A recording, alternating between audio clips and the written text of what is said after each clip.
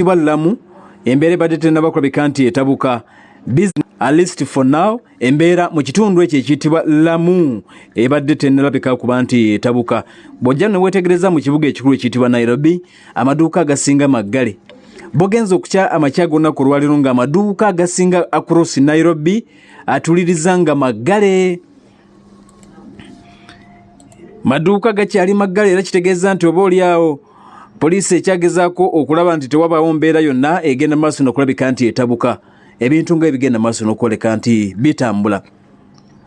Raila Odinga ne bakulembeze banne abali wakati mu kwekalakaasa munda mu ggwanga erya Kenya at least tubadde tetunnabalabako. Jjukira nti enkola ya Raila Odinga ne banne ebadde nti katusooke poliisi kesooke ekole deployment zaayo ku makya, tavaayo ku makya atera kuvaayo kawungeezi. Agenda okujja olunaku olwaliro okwekalakaasa Odinga nga talina security yonna, kubanga olwajja nakutegeeza ne gamba nti security yonna abaserikale babadde bamukuuma baba mugyeko ye ne banne ababaka abalala aba Azimio la Umoja. Mu mbeera nga bwegenda maaso n'okulabika nti etambula e Kenya banne bonna babajjeko security naye tagirina akaseera kano kennyini Odinga. Kakati era amawulire ge twongera okuba ntufuna of course tujja kusigala nga tubawo update nga bwe kitambula munda mu ggwanga lya Kenya. Sabiti eri kyabadde kikambwe nnyo oba oliawo poliisi ku mulundi guno ayinza okuba nti yabeetegekedde. Naye bw'ojja n'otunuulira tutegedde amawulire bwe gagenze maaso n'okuba nti gategeezezza nti omukulembeze akulembera eggwanga erya Kenya gwe bayita Raila, omukulembeze gwe bayita William Somei Ruto n'obukulembeze obwa Kenya Kwanza administration baatudde mu meeting mu ngeri ya kyamannyo.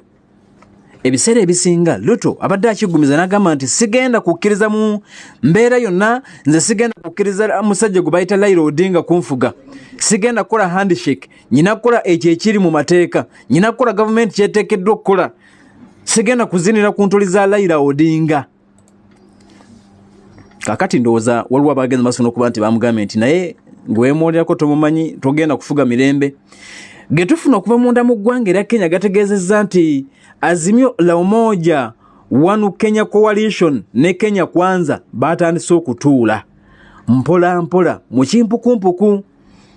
Bakulembeze okuva mu Azimio la Umoja n'okuva mu Kenya Kwanza baagala balabe engeri gye bagenda okumalawo okwekalakaasa nti gavumenti eya William Somei Ruto emaze okukizuula nti embeera ey'okwereega obufuba buli omu yeereege era bikanga terina gyegenda kutwala ggwanga lya Kenya maaso. Kakati tutegedde nti bataddewo strategy balabe engeri gye bagenda okukkaanyaamu abakulu okuva mu Azimio la Umoja, abakulu okuva mu Kenya Kwanza, obukulembeze obukulembera eggwanga lino mu kaseera kano eggwanga lya Kenya batuula obufofofo. Era bagamba nti bataddewo timeline okutuuka ng'ennaku z'omwezi 1 September babe nga bakkaanyiza waleme kuddamu kubeerawo kwekalakaasa munda mu ggwanga lya Kenya. Katembera bwetu wetambula atuliza ataddeko Pale FM ekulira omuntu wa bulijjo. Babaka bategeezezza ku side ya Kenya Kwanza ne Azimio la Umoja bagamba nti ekituufu waliwo enjogerezaganya zigenda maaso. Yaddenga ku street tubalaba bakubagana bubi nnyo poliisi n'abeekalakaasi naye nti bafisaawo akadde ne bateesa era nti mu kaseera kano gavumenti eya William Somei Ruto egamba nti katutuulekoko ku mmeeza. Mwami Odinga oyagala ki?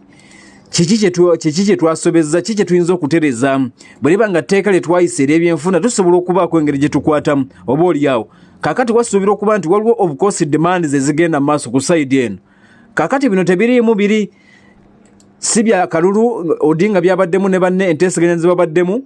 Kakati bino bya kwekalakaasa nti batandise okutuula balabe okwekalakaasa tukumazeewo tutya. Singa wabaawo obutakkanya munda mu ggwanga erya Kenya tulina genda maaso n'okuba nti tukola tutya tuliriza ataddeko Pale FM ekkulira omuntu wa bulijjo. Naye ng'embeera bwetyo bweri abugenza okukya munda mu ggwanga erya Kenya nga okwekalakaasa kutandise mu bitundu ebimu, ebitundu ebisinga security ebadde ekyali gguluggulu, amaduuka agasinga mu bibuga by'eggwanga erya Kenya ebikulu amaduuka agasinga maggale njaga kutegeeza.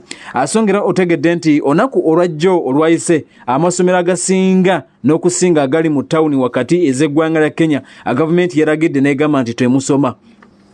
Bategedde nti egenda kubeera vita, abaana basinga munda mu ggwanga erya Kenya tebagenze ku masomero n'okusinga aga primary naddala agali mu bifo ebisuubirwa okubeeramu okwekalakaasa babagambye nti musooke musigale ewaka. Abasajja balangidde okwekalakaasa nnaku 3 olwaleero olw'enkya n'olunaku olwokutaano. Ggwanga erya Kenya nga ebigenda maaso n'okulabika nti bitambula.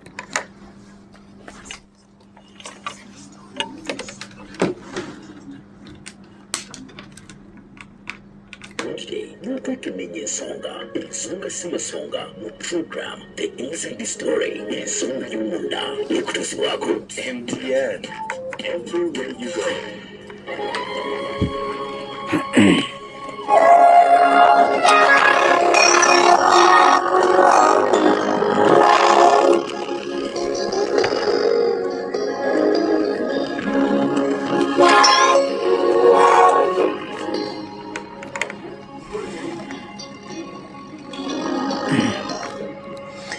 Akyatuliriza wonna w'osinziira ataddeko Pal FM ekkula eri omuntu wa bulijjo.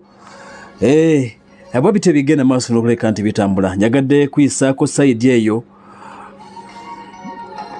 Tugenda okugenda mu birala nga at least otegedde eggwanga lya Kenya nate nga bigenda maaso n'okulabika nti bitambula. Tugenda kakati tugenda kusookera wa. Ndowooza kambalage ekibadde Kiev kubanga